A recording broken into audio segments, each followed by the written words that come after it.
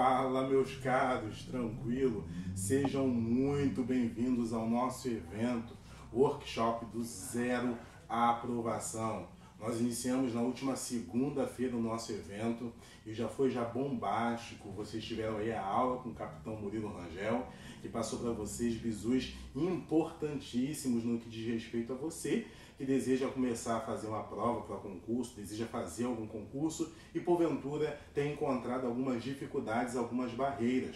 Uma dessas barreiras é justamente pessoas que falam, olha, eu não sei nada, né? Eu não sei nada de concurso, ainda não estudei o suficiente, não tenho noção do que cai, de como cai, eu não conheço nada. Então, como é que uma pessoa que não sabe nada, não tem nenhuma noção no que diz respeito a concurso, vai começar a estudar, né? E é por isso que a gente fez aqui, estamos fazendo esse evento do Zero à Aprovação, justamente para você que possivelmente não sabe por onde começar a estudar para um concurso, né? E quais são os conceitos básicos que você precisa começar estudando para trilhar aí o caminho da aprovação, tá bom? Hoje o nosso assunto aqui é sobre ela, a querida e maravilhosa matemática. De repente, você aí já fez uma retorcida assim na sua fisionomia, não gosto muito de matemática, né? Porque existem muitos tabus com relação à matemática, né? Por exemplo, tem uma galera que diz que matemática é uma coisa para gente que é muito inteligente, coisa para quem é gênio, coisa para quem tem um nível intelectual um pouco superior de outras pessoas, que a matemática é um conhecimento restrito para pessoas que tenham muita habilidade intelectual. Galera, primeira coisa que você precisa é justamente quebrar esse estigma, a ideia de que isso não é para você, a ideia de que você não é capaz de compreender, de aprender e de também alcançar a sua aprovação tirando uma nota alta, inclusive na disciplina de matemática. E essa é uma das coisas que nós vamos falar aqui hoje, tá bom? Esse tabu que você precisa quebrar, ok? Se você, porventura, até hoje, você veio aí com muita dificuldade para aprender, para fazer questões, para conseguir assimilar os conteúdos transmitidos, hoje é dia de você quebrar esse tabu de uma vez por todas e começar a perceber, abrir uma perspectiva e perceber que é possível sim você aprender matemática e não só aprender como você fazer questões, você se dá muito bem na prova que você deseja fazer, ok? Então vamos lá, pessoal. Hoje nós estamos aqui iniciando o nosso workshop voltado para a disciplina de matemática e a primeira coisa que eu gostaria aqui de ressaltar para você é que a matemática é uma linguagem. Inclusive, eu vou escrever isso, olha, a matemática é uma linguagem, tá? A matemática é uma linguagem, ok? Bom, pessoal, eu esqueci um N aqui, perdão, vamos lá. Uma linguagem, tá? Então, olha só, a primeira coisa que nós precisamos extrair dessa ideia, que a matemática é uma linguagem, é entender que a matemática tem os seus sinais próprios, tem os seus signos, tem os seus símbolos, tem a sua linguagem específica para comunicar as ideias. Isso é importante você compreender. É você entrando ali no aspecto de uma outra forma de comunicar uma determinada ideia. Tá bom? E é importante você saber fazer a tradução dessa linguagem para as questões que você vai trabalhar, para os conceitos que você vai aplicar, para a prova que você deseja fazer, tá? Vamos dar aqui um exemplo, eu quero dar um exemplo assim, muito objetivo. Digamos que você hoje, morador, de repente, não sei, do Rio de Janeiro, São Paulo, Minas Gerais, Espírito Santo, né? Falei aqui o Sudeste, que é onde a gente mais concentra aqui o nosso raio de ação e nosso alcance, tá? Então, mas por exemplo, você pode ser aí do Norte, né? Se você vier aí do Norte, vir para o Rio de Janeiro e de repente chegando aqui no Rio de Janeiro, possivelmente você encontrará as pessoas falando algumas palavras com as quais você não está muito acostumado. Por vezes, você inclusive vai ter que buscar o significado daquelas palavras, né, para conseguir se comunicar um pouco melhor com as pessoas ali daquela região. não é isso? Então isso acontece muitíssimo com as pessoas que viajam de um estado para outro, até mesmo de uma cidade para outra dentro do mesmo estado. Você chega numa cidade, algumas pessoas têm algumas regras de comunicação, né, tem algumas formas de se comunicar, que porventura pode não ser muito bem conhecida de pessoas de outras cidades ou de outras regiões que seja. E as pessoas que chegam nesse outro local precisam compreender as formas de comunicação características desse outro lugar para então conseguir se inserir melhor ali nas circunstâncias daquela cidade, ali por onde está caminhando e vivendo, mesmo que por um curto período de tempo. Então, pessoal, é importante a gente compreender isso. Por mais que você viaje, né, todo o Brasil, do Iapoque a Chauí, né, de um extremo a outro desse Brasil de dimensões continentais, o que vai acontecer? Você vai encontrar diferentes, mesmo dentro do português, da língua portuguesa, você vai encontrar diferentes modos de comunicar aquele assunto, né? Ou de conversar uma determinada questão. Você vai encontrar muitas pessoas falando dialetos diferentes dentro, mesmo que de uma mesma língua. Então o que acontece? Você precisa entender que com a matemática é de igual modo.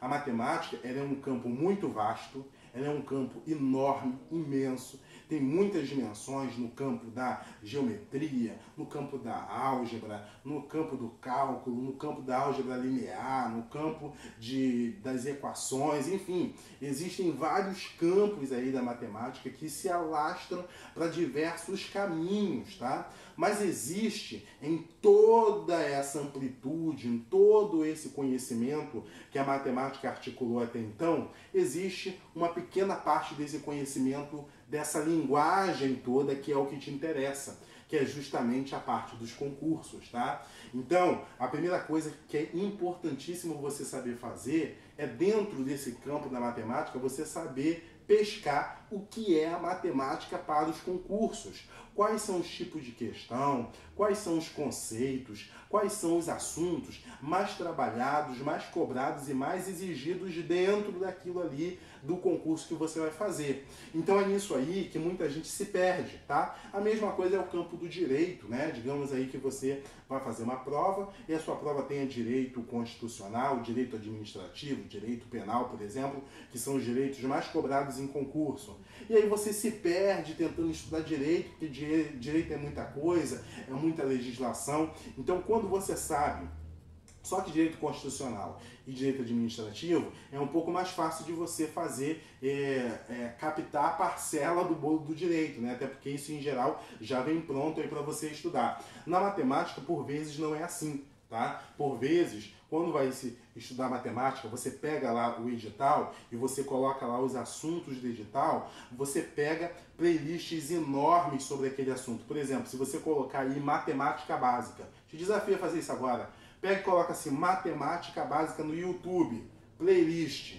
Meu amigo, provavelmente você vai encontrar playlist de matemática básica com 100, com 200 e tantos vídeos numa playlist, né? E como é que você vai assistir 200 e tantos vídeos para aprender só a matemática básica, né? Isso às vezes é um pouco impensável, é um pouco inacessível, né? Tudo bem que de fato o que tem ali é a matemática básica, mas nem tudo que está ali será cobrado no seu edital, será cobrado na sua prova. Então a primeira coisa importante que você precisa fazer é fazer essa separação, tá bom? Dentro dessa separação, hoje aqui na nossa aula, nós já vamos separar 5 temas que são cruciais que vai ser cobrado no seu concurso, né? Mesmo que não seja ali cobrado de modo explícito, debaixo, por detrás do raciocínio das questões elaboradas para a sua prova, existe, né, o formato desses assuntos que nós vamos aqui descrever para você. Mas o que você precisa compreender é isso, que existe uma matemática que ela é mais cobrada em concurso, tá? Você pensa, meu filho, você pensa muito bem. Olha só, digamos, você estudou todo o ensino fundamental, todo o ensino médio, né? 9 anos aí de ensino fundamental, mais 3 anos de ensino médio, totalizando aí 12 anos. No meio desses 12 anos, quantas coisas de matemática não foram cobradas para você, não foram passadas para você, né? Ligadas, por exemplo, a frações, ligado, por exemplo, a regra de 3, equação do primeiro grau, equação do segundo grau, sistema, e você vê aí uma série de questões, áreas, volumes, né? Um monte de coisa. E aí, obviamente, que quando você vai começar a parar para estudar, existe uma gama de assuntos que você fala, nossa, eu não sei por onde eu vou começar aqui, né? Não sei o que eu vou começar, onde eu vou começar estudando e como me orientar dentro desse monte de matéria que eu já tive, né? Então, isso é muito importante. Eu estou gastando um tempo nisso para que você tenha isso muito claro, tá? Existe todo o campo da matemática, mas existe uma matemática para concursos, tá? E como eu vou saber qual é a matemática voltada para aquele concurso, tá? Então, vamos lá. A primeira coisa que eu gostaria de começar aqui são com os 5 temas que mais são cobrados, que costumam aparecer com certa regularidade, né, digamos assim, na prova que você pretende fazer. Então, olha só, gente. Vamos lá. Vamos lá. Eu vou colocar aqui, primeiro, um assunto importante de você começar estudando. São os conjuntos numéricos, tá?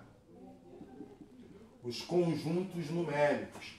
Bom, conjuntos numéricos é um bom assunto para você começar estudando, tá bom?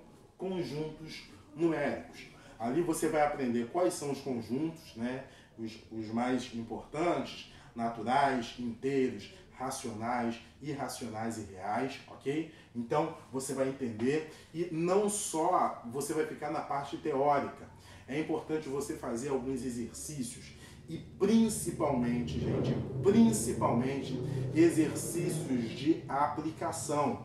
Então, existe muita aplicação de exercícios com conjuntos numéricos, que é o diagrama de Venn, ok? O diagrama de Venn é excelente para aplicação.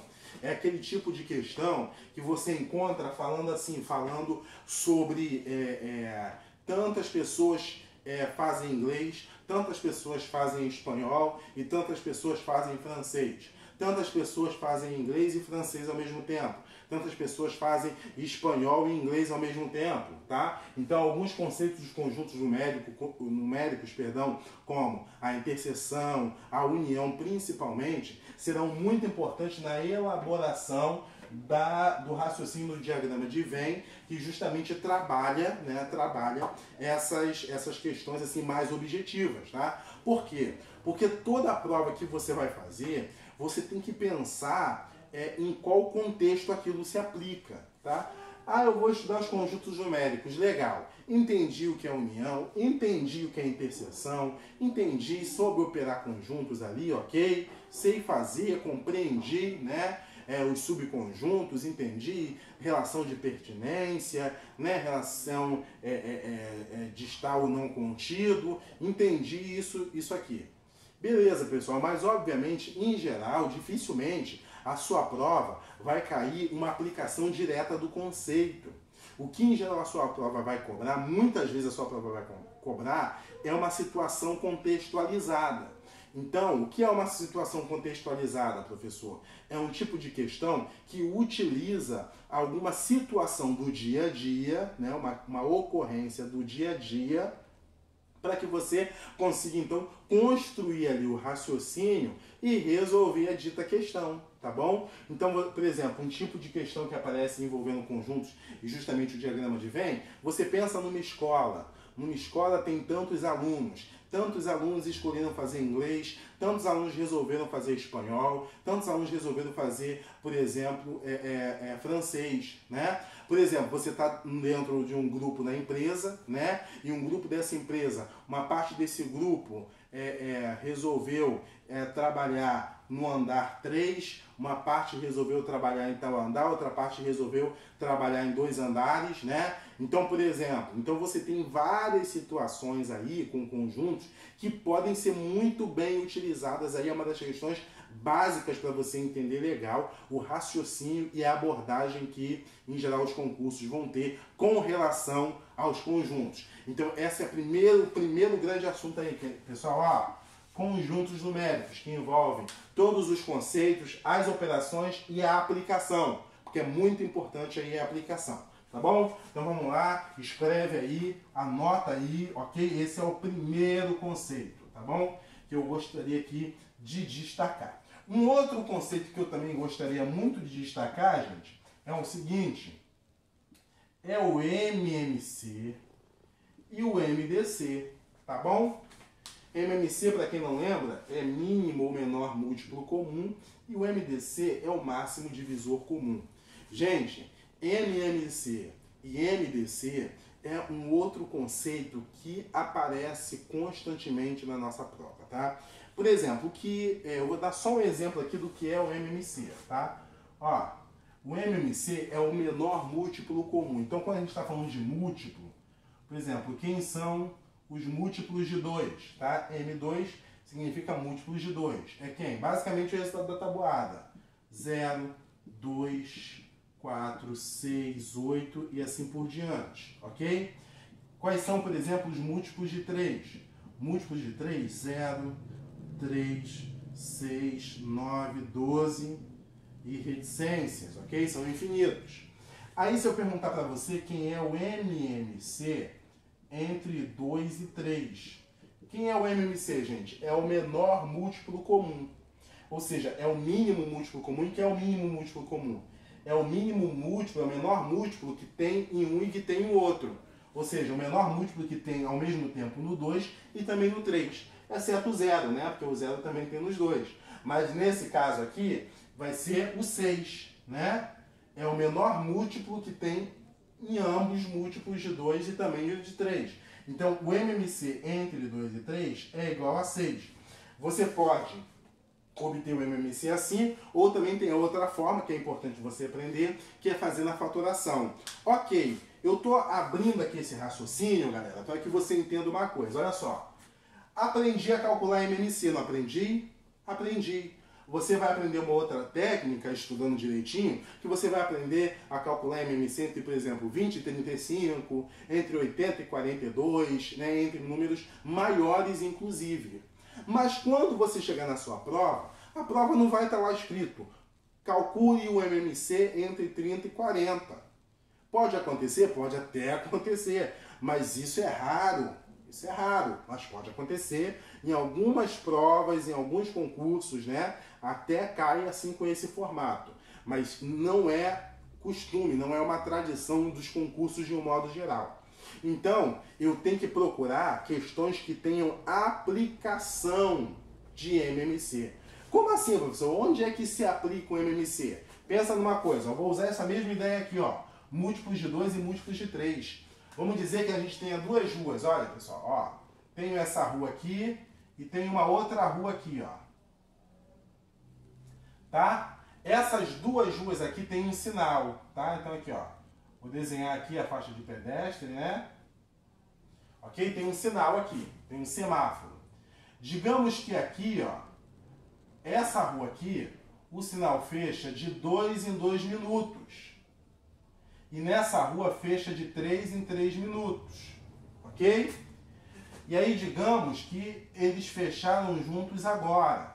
Daqui a quantos minutos vai fechar junto mais uma vez? Aí pensa só, as duas ruas, né? O sinal fechou junto agora. Uma está fechando aqui, ó, de 2 em 2. A outra está fechando de 3 em 3. Então veja se aqui de 2 em 2 não expressa exatamente os múltiplos de 2. Eles fecharam juntos aqui, tá vendo? Ó, fecharam juntos aqui, né? Esse é o momento que fecharam junto. Agora, depois esse daqui vai fechar no segundo minuto, no quarto minuto, depois no sexto minuto. Em contrapartida aqui, ó, vai fechar depois no minuto 3 e no minuto 6, ok? Isso indica que no minuto 6, ó, os dois vão fechar juntos mais uma vez, tá bom? Então, olha só, isso aqui é um tipo de questão que costuma aparecer também com outras questões, né? Com outros números, de outras situações. Por exemplo, digamos que tenha duas pessoas. Uma pessoa viaja de 15 em 15 dias e a outra pessoa viaja de 45 em 45 dias. Viajaram juntos hoje. Daqui a quantos dias eles estarão viajando juntos mais uma vez, ok? Então é uma situação possível envolvendo a ideia do MMC. Então, galera, tanto dos conjuntos como do MMC, o que eu estou dizendo aqui para você é o seguinte: você não pode se ater, ok? Você não pode se ater a estudar só a conta em si, mas quais são as situações, principalmente do cotidiano, que pode envolver aquela conta que você está fazendo. Esse é o raciocínio, essa é a ideia, ok? Você entender qual é a conta que você vai fazer, né? Quando você vai utilizar aquele tipo de conta, qual é o tipo de problema, qual é o tipo de questão que o MMC vai aparecer ali para você, tá bom? Então, duas coisas que eu estou falando aqui paralelamente. Uma coisa que eu estou dizendo é que você precisa saber separar aquilo que é importante para uma prova de concurso, né? De repente você vem aí com uma lista de coisas para estudar de matemática e muitas dessas coisas não caem na prova que você quer fazer. Então aí você vai ficar batendo cabeça de um lado para o outro e estudando um monte de coisa. Às vezes o próprio edital, gente. Ah, eu vou seguir o edital. Gente, seguir o edital não é suficiente. Porque às vezes o edital consta matérias que nunca caíram ou caíram raras vezes na prova que você vai fazer, tá bom? Então é importante você saber separar ali no bolo o que costuma cair com mais regularidade na sua prova. E aí já para você eu já vou dar já uma dica de como você pode fazer isso, tá bom? E além disso, dentro dos assuntos que você vai estudar, você precisa ter uma preocupação. E que preocupação é essa? Quais são os tipos de situação que eu posso aplicar esse conhecimento que eu tive de MMC? Quais são os tipos de situação que eu posso aplicar os conhecimentos que eu posso obter do MDC? Ok? E aí você vai estudar um assunto, e aí ao mesmo tempo que você estuda o assunto, você, em contrapartida, consegue também saber qual é o tipo de questão que é aquele que você pode resolver a partir da teoria que você estudou, daquele tipo de cálculo que você obteve. Então deu para entender aqui? Deu, meu querido? Deu, minha querida? Comenta aí, eu espero que você esteja assim, bem consciente aqui do que eu estou falando, tá? Eu tentei trazer isso de uma forma assim, bem nítida para você entender com clareza aquilo que a gente está fazendo aqui, ok? Então, por exemplo, ó, uma outra coisa que tem a ver também com conjuntos numéricos mas é importante você dar uma ênfase, tá? Uma outra coisa, um outro assunto, ó, problemas envolvendo frações. Você pode falar, professor, para mim fração é uma coisa muito difícil. Fração para mim é complicado demais. Gente, o que acontece? Fração não é tão difícil assim não. Não é não. Não é mesmo. Tá? Só que em geral na escola a gente aprende fração. Deixa eu beber um pouquinho de água aqui. A gente estuda fração no momento em que nosso cérebro não está desenvolvido o suficiente para compreender o que são as frações, né? Mas vamos lá. Até me molhei um pouco aqui. Vamos lá. Mas as frações é um assunto que faz todo sentido, tá? Todo sentido. Inclusive, nós temos aula de frações aqui no nosso canal. E só que por vezes, a forma que muitas vezes possa ser ensinado, para você não fica muito claro. Eu vou te dar aqui um exemplo. Vou te dar um exemplo assim muito rápido, gente. Olha só. Digamos que eu tenho aqui ó, uma pizza, olha. Vou partir a pizza em 8 pedaços. O desenho não está tão bonito assim, mas vamos lá. Digamos que dessa pizza eu coma 2 pedaços, ok? 2 pedaços dessa pizza. E aí comi 2 pedaços. Qual é a fração do que eu comi? A fração do que eu comi é o que, gente? São 2/8. O que significa esse 8 aqui embaixo? Esse 8 é o total que eu dividi. É o total de partes que eu tenho. Eu dividi tudo em quanto? O meu total em quanto? Eu dividi o meu total em 8. E esse numerador é o que me interessa. Então, por exemplo, eu comi 2/8 da pizza. Agora, se eu quiser me referir a quanto sobrou. Sobrou quanto? Sobrou quanto da pizza? Quanto foi que sobrou? Primeiro, ó, aqui é o total de partes, então eu tenho um total de 8 partes. Mas sobrou quanto? Agora é o que me interessa. Sobrou quantas partes das 8? Comi 2 e sobrou 6. Então sobrou 6/8 da pizza. Ok? Até aqui tranquilo, né? Até aqui eu acho que tranquilo. Agora depois a gente precisa associar a essa ideia de fração, porque o que tem aqui na fração? Eu tenho numerador e denominador, né? O denominador é o total de partes e o numerador é a parte que me interessa do total, ok? Mas aí tem uma segunda coisa aqui importante também, ó. É depois você aprender a associar isso aqui a um número. Por exemplo, ó, essa mesma situação aqui, gente, ó. Digamos que eu fui ao mercado com R$400, ok? Aí, gastei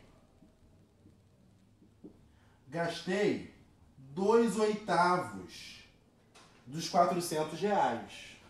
Então, gastei 2/8 de R$400. Aí, agora eu quero saber quanto foi que eu gastei. Quanto foi que eu gastei se eu gastei 2/8? É a mesma situação que a gente fez só com a fração. Olha só, eu tenho 2 partes de 8, então posso representar 2/8 aqui assim, não é isso? Mas imagine só, esses 400 eu dividi em quantas fatias? O todo é o 400, né? Dividi em 8 fatias. Aí 40 dividido por 8 vai dar quanto? Vai dar 50, não é isso? Então cada fatia aqui, ó 50, não é isso? Cada fatia é 50, né? Ó, 100, 200, 300, 400, ok? Só que 2/8 são 2 fatias das 8. Então, se eu gastei 2/8, eu gastei o quê? 50 mais 50, gastei R$100. Entendeu o raciocínio? Ou seja, eu entendi a ideia de fração e depois eu comecei a associar a ideia de fração a um valor, que pode ser em dinheiro, né? Eu posso inventar várias questões. Posso inventar, por exemplo, o fulano tinha 1000 figurinhas. Dessas 1000 figurinhas, 3/5 eram repetidas. Quantas figurinhas eram repetidas? Por exemplo, é um exemplo. Não é isso? Eu posso criar uma série de situações dentro desse raciocínio aqui. Mas são todos esses problemas envolvendo frações. Então, quando eu falo de fração, o que a fração vai me ajudar? Primeiro, nesse tipo de problema e outras coisas que estão também ligadas à fração, tá? Que é o quê? Os problemas de razão, ok? Proporção, porcentagem. Então, esses problemas aqui, inclusive quando a gente pensa em regra de 3, a regra de 3 advém justamente da ideia de fração, tá? E aí, a fração também pode trazer uma outra questão, um outro assunto, que é a probabilidade, tá? Então, a probabilidade, inclusive, tem caído muito em algumas questões recentemente ali. É um dos assuntos que mais costumam aparecer aí ultimamente, questões ligadas à probabilidade. tá? Que é justamente você calcular as chances de alguma coisa acontecer, tá bom? Vou dar um exemplo de probabilidade, ó. Você joga um dado,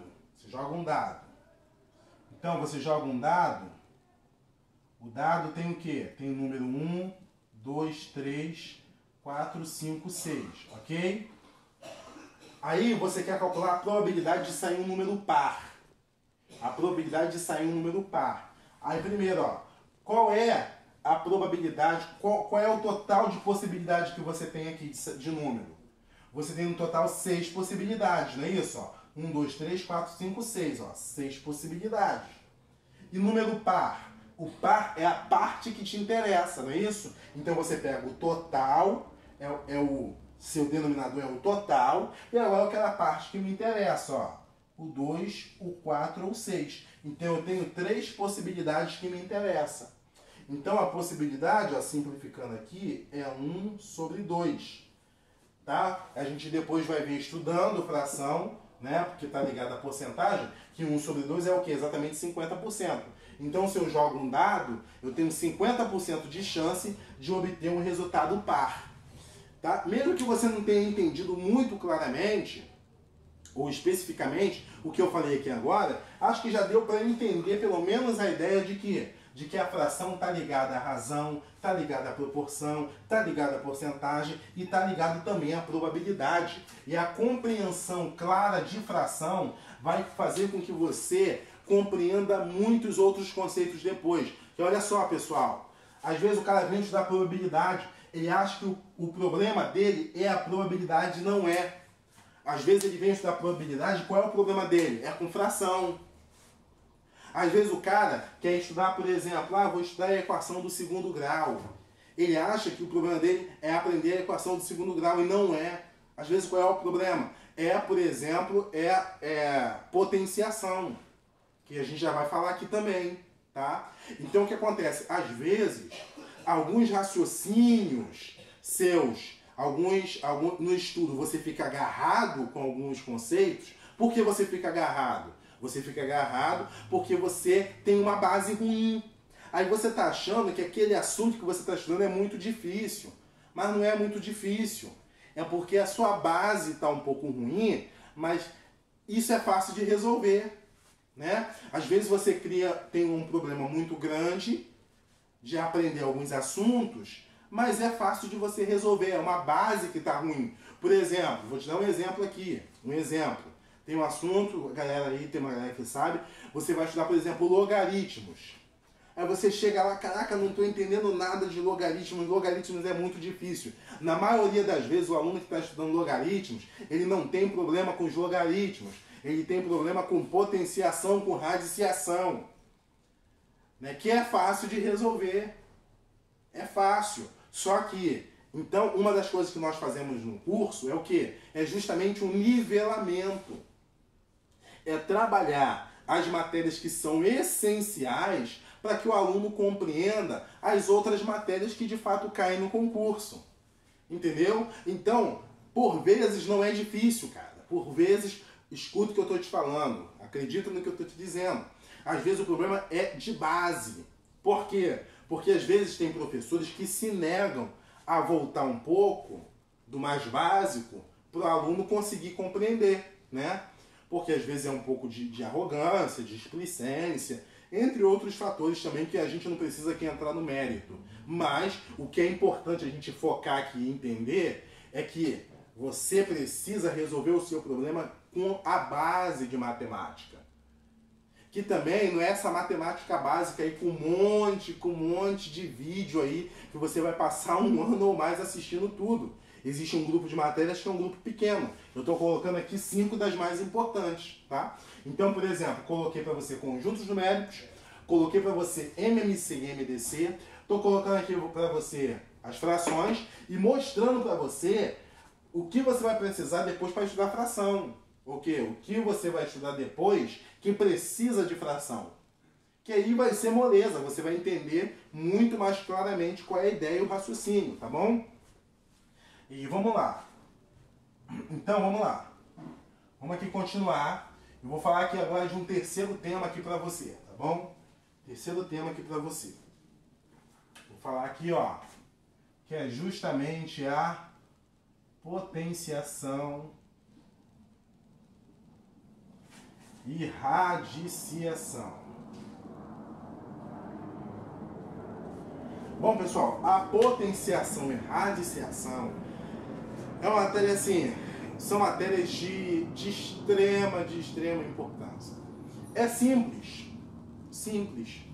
tá? Muito simples. Mas que você precisa estudar.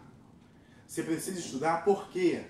Porque existem algumas matérias, vou dar um exemplo aqui para você, ó, de como é que você precisa dessa matéria, ó. Exponencial, né, que às vezes vem função exponencial, equação exponencial, tá? Por exemplo, ó, logaritmos. Ok? São todos esses conceitos que você precisa saber legal potenciação e radiciação. Porque se você souber potenciação e radiciação, acabou, ficou fácil. Ok? Ficou tranquilo. É igual, por exemplo, cara, pra você ficar bem claro aqui, beber mais um pouquinho d'água aqui, tintim. Pra ficar bem claro, cara, bem claro aqui pra você. Por exemplo, às vezes, digamos que você vai dirigir, tá bom? Você vai dirigir. Se você, não sei se você já dirige ou se você não dirige, mas você vai dirigir, tá? Se você não tem experiência com básico no volante, meu amigo, você dirigir e conversar com alguém dentro do carro é extremamente difícil. Porque aquilo vai te desconcentrar a tal ponto que você não vai conseguir, sei lá, pisar no freio na hora certa, acelerar ou embreagem. Aquilo vai se tornar uma coisa muito mais difícil porque você não tem aquela base direito. Depois de um tempo que você está acostumado a dirigir, né, seja o seu carro automático ou o câmbio manual, você vai dirigir pensando até em outra coisa. Né? Você vai dirigir pensando no que você vai fazer quando chegar no trabalho, pensando no que você vai fazer, o que você vai dar de presente lá para o aniversário lá de um amigo, da namorada, da esposa, sei lá o que, né? Você dirige pensando em 1000 coisas, menos no tempo do câmbio, né? Já virou uma coisa automática, né? É igual um nó de gravata, não sei se você sabe dar nó de gravata, mas quem sabe fica fácil, você vai lá no espelho, tal, conversando, né? Aquilo ali às vezes exige muita concentração e você sofre para executar alguma tarefa quando você não está acostumado com ela. À medida que você se acostuma, aquilo começa a ficar muito tranquilo. A matemática, pessoal, é exatamente assim. Você precisa dominar o básico e dominar bem. E você vai ver que não é difícil dominar bem o básico. E a partir do momento que você domina o básico, você começa a desenvolver uma autonomia muito grande, inclusive para depois estudar sozinho. Por quê? Porque você vai estudar sozinho, mas com o básico você vai conseguir desenvolver numa velocidade imensa o que você está estudando agora. Por exemplo, se você for pegar exponencial e logaritmos sem saber potenciação e radiciação, você vai tomar couro. Vai ser sofrido, vai ser doloroso. Mas se você domina potenciação e radiciação de boas, meu filho, as propriedadezinhas, né? De produto da mesma base, divisão pela mesma base, né?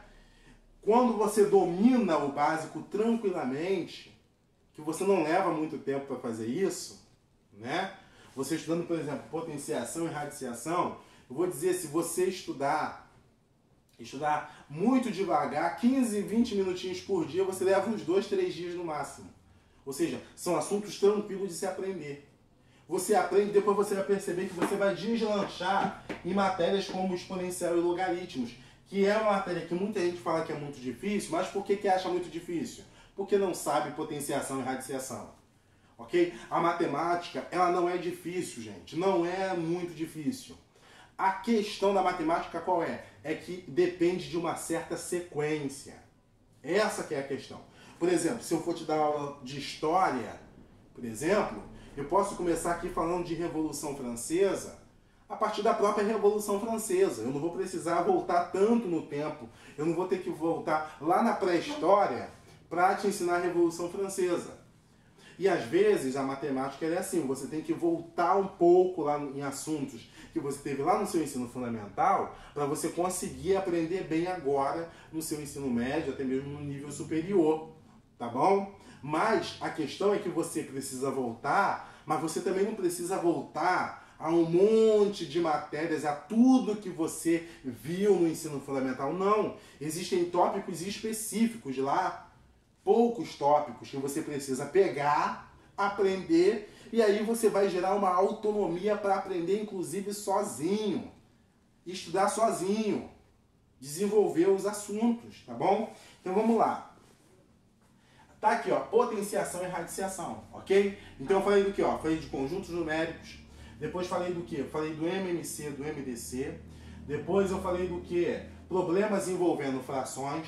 Agora eu estou falando aqui de potenciação e radiciação e vamos na última aqui pra gente entender aqui legal, a última, tá? Que são tópicos da geometria, que são áreas e volumes, ok?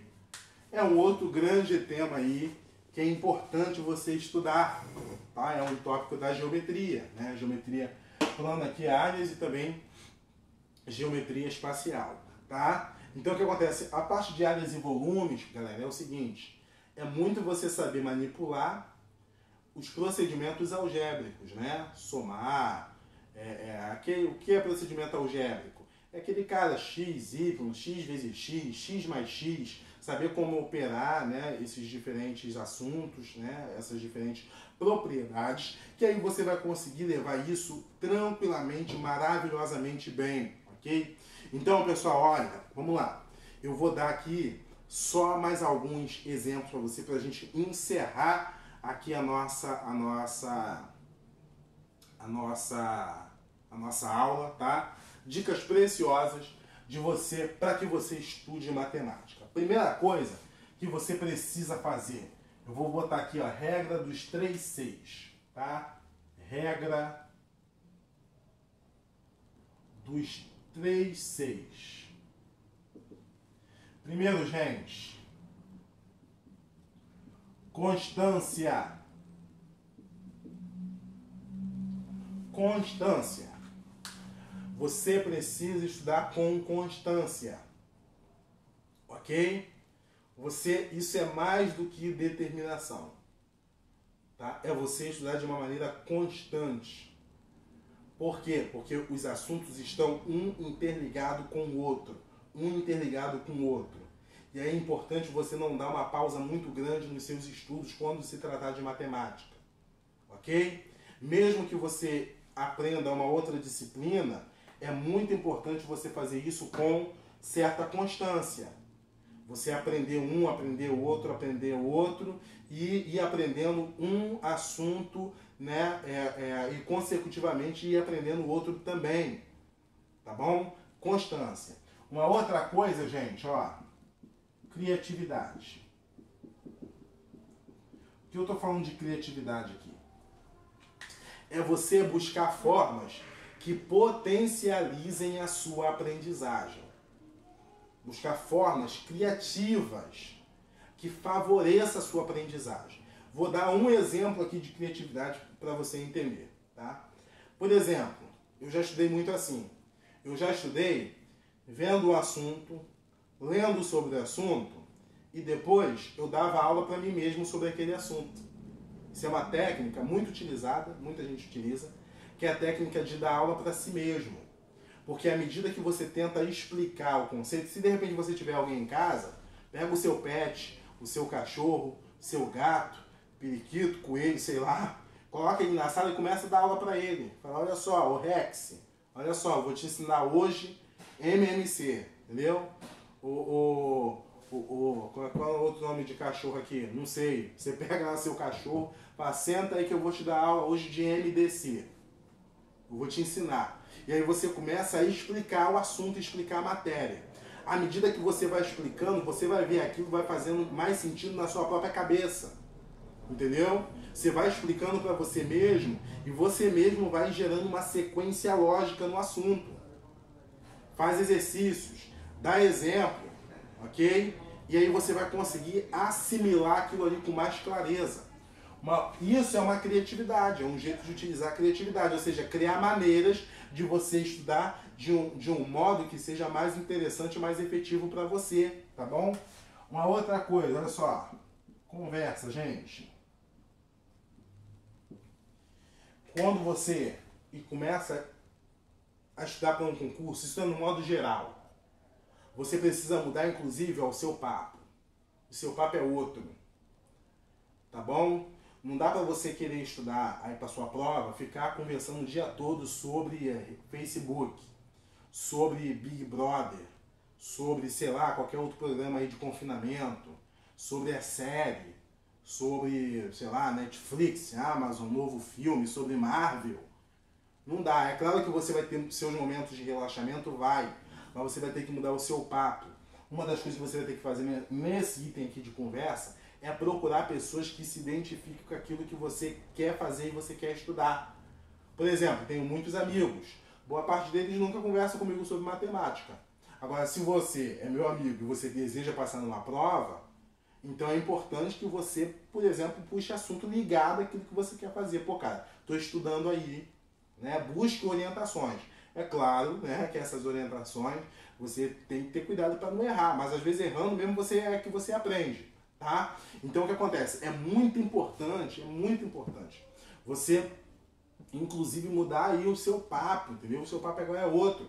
Pega aquele cara lá da sua família, o cara que passou no curso de engenharia, ou matemática, ou física, chega nele, e aí, como é que você fez para estudar? Como é que você... E vai ali vendo se aquilo ali se adequa e faz sentido para você também, né? Então, é basicamente isso. Busque alguém que, de repente, também esteja fazendo as provas, esteja no caminho, esteja estudando, tá bom? Porque, pessoal, não dá pra você... E aí você vai descobrindo pessoas, vai descobrindo coisas. Alguém te comenta, fala, poxa, cara, tem um material aqui que é bom. É claro que o material você vai ter que analisar com todos esses critérios. É um material que tem exercícios, utilizando questões contextualizadas, tá bom? E uma fonte muito importante é justamente a prova que você vai fazer. Se você vai fazer a prova para uma determinada instituição, é crucial que você pegue provas anteriores e veja aqueles assuntos ali, né? E veja como caiu, do jeito que caiu, da forma que caiu. E você procure questões parecidas para você simular, para você resolver, para você responder. E tenta entender, tenta saber quais são os assuntos que estão sendo cobrados ali naquelas questões. O que o cara fez para resolver esse assunto aqui? Equação do primeiro grau. E é importante estudar a equação do primeiro grau. O que ele fez para resolver isso aqui? E usou o conceito de MMC. Então utiliza ali o MMC. Ok? Vai estudar o MMC. E aqui o cara já usou já probabilidade. Vai lá e dá uma estudada em probabilidade. Sempre visando isso. Sempre visando o quê? Uma objetividade naquilo que você precisa fazer de olho na sua prova. Por quê? Porque senão você perde aí nesse campo enorme, né? Você vai estudando um monte de coisa e de repente você começa a estudar muita coisa que inclusive não tem nada a ver com a sua prova, nada a ver com o concurso que você vai fazer. Tá bom, pessoal? Espero ter ajudado muito aí vocês, tá bom? Espero que vocês tenham compreendido legal aí, tá bom? Aqui na nossa aula, tenham aí se orientado. Passei aqui os 5 principais tópicos, a regrinha aqui dos 3-6, tá bom? Para você despertar e aí tentando também nortear para que você não cometa alguns erros nesse processo aí, tá bom? Nós teremos outras conversas, outras ocasiões, tá bom? Coloque aí, surgiram temas ou dificuldades que você tenha. Em outras ocasiões nós vamos conversar melhor sobre isso e explicar um pouco melhor assuntos que nós trabalhamos aqui de um modo geral, ok? Um abraço para você, tamo junto e até mais, valeu!